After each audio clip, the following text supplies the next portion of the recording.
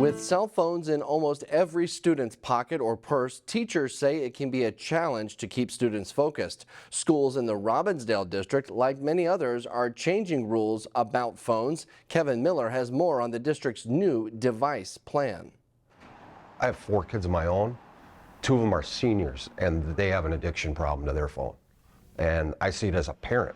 Well, kids have never been short on electronic distractions. The phone usage after COVID was much higher than it was pre-COVID, and kids, that's what they were doing when they were at home. This is our handy dandy. Teachers were feeling fed up with cell phones after last year. Hoods are up and you don't know if the earbuds are in. They're not listening to instruction, then asking the questions later on that the teacher already addressed. Armstrong High School Principal Eric Norby says electronic devices aren't just in-class distractions. We really noticed lack of student engagement, felt like there's some isolation, and a lot of mental health in the cyberbullying. To address those issues, Armstrong and other high schools in the Robbinsdale district are now asking students to stow their cell phones out of sight during class. I think it's reasonable for 50 minutes if that's how much it's going to be. The school is starting a 3-strike policy. If students are caught with their cell phone out more than once, they can get a call home to their parents.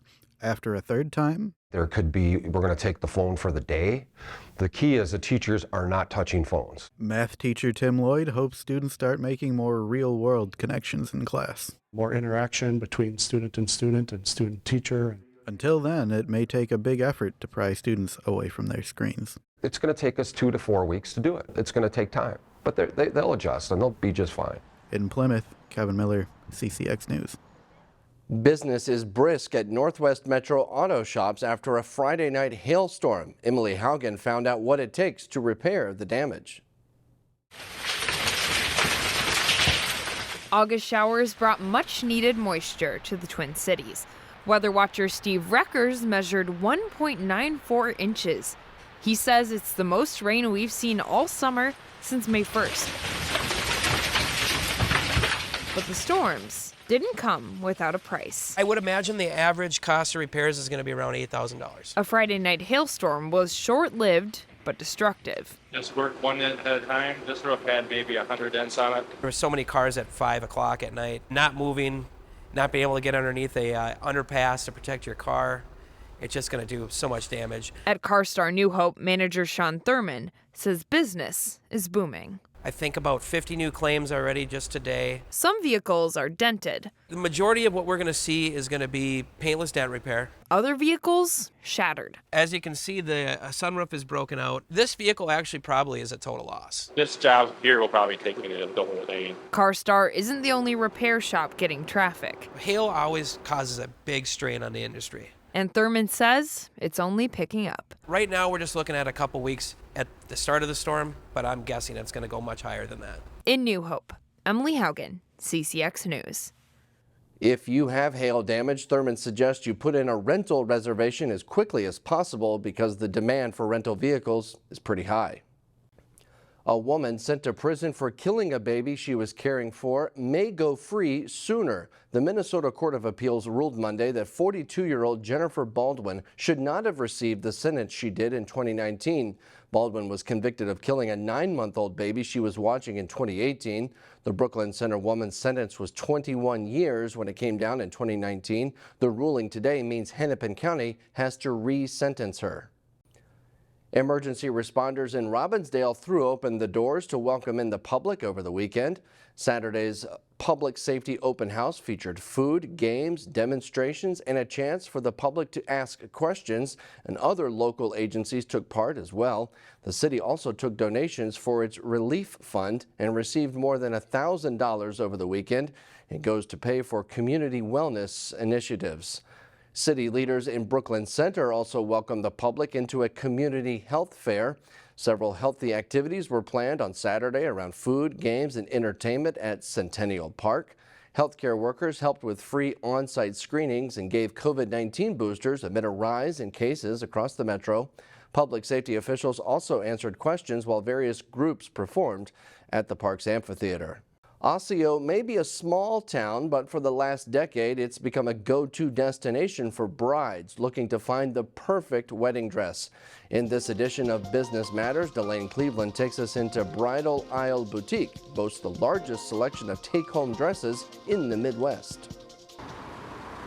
Few days are more important than a woman's wedding day. Just ask Annette Hall. When someone gets married, this is the biggest moment of your life. Hall is the CEO and founder of Bridal, a small shop in Osseo that attracts brides from the 5-state area in search of the perfect dress. So this is all wedding dresses. And it's her mission to make sure anyone who comes in has a great experience. I feel very honored when people come into my shop to actually shop for their dress for their special day. And my staff also, all of my team feel the same way. This is why they come to work every single day. Bridal Isle has more than 2,000 wedding gowns, most of which came from bridal shops throughout the United States that, for whatever reason, didn't sell. Hall brings them here and sells them at a discount. One of the advantages for the bride is to save money on the front end and be able to put that toward, venue, honeymoon, something else. Most of the dresses cost between $600 to $2,500. But if that's out of your price range, we started in 2020. They also have an outlet area where all of the dresses cost less than $500. We've always set up our model for our store to be more budget conscious. So it's your day done your way at a price you can pay. It's a motto that's served them well for the last 10 years. And while Bridal Isle took a hit during the pandemic, with many couples canceling or postponing their weddings, they're close to getting back to pre-pandemic levels. Meanwhile, Hall's one piece of advice for brides going dress shopping is to keep an open mind. I would say 85% of our brides walk out of here with a dress other than what they thought they would. And it's just amazing, mind-blowing. In Osseo, Delane Cleveland, CCX News. Bridal Isle is appointment only, but it does accept walk-ins. One thing that they do ask is for customers to do some research beforehand to have an idea of what style of dress interests them.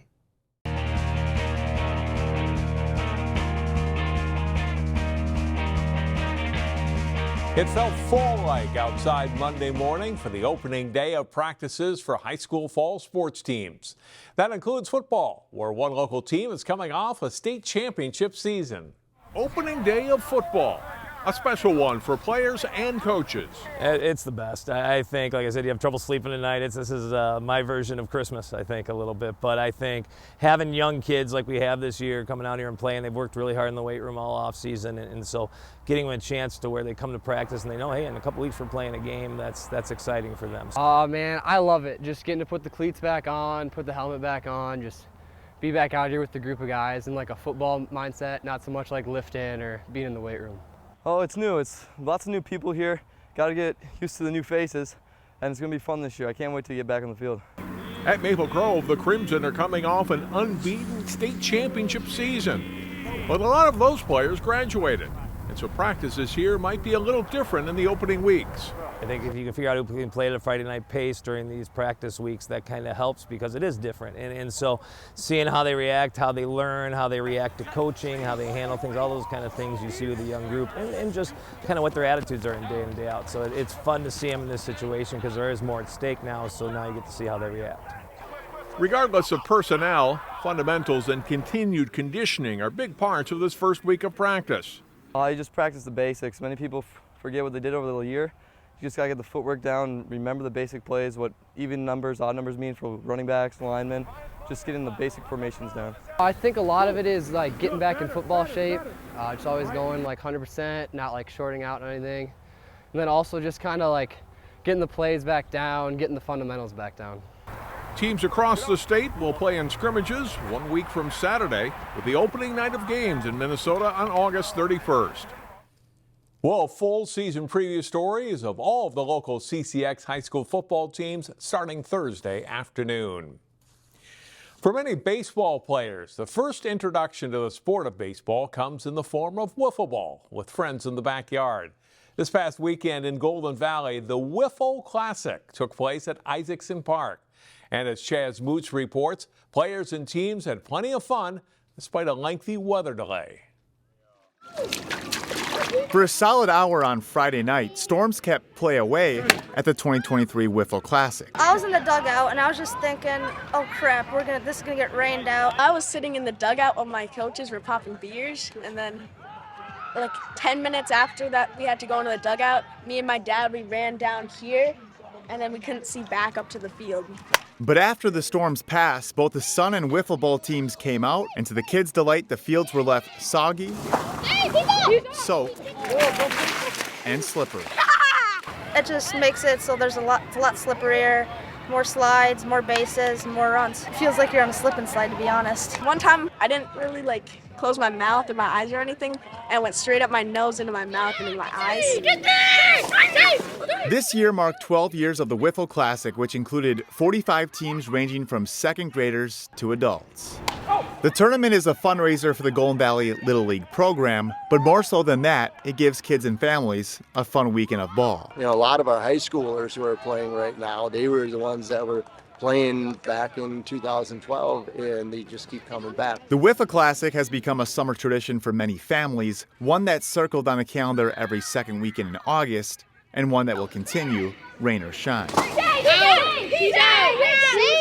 I know that it's important for all the players who come back year after year after year. The mud and the rain doesn't really faze them. You know, they're out having a good time, and I think they would have been way more upset if we just decided to just call it off. In Golden Valley, Chaz Moots, CCX Sports.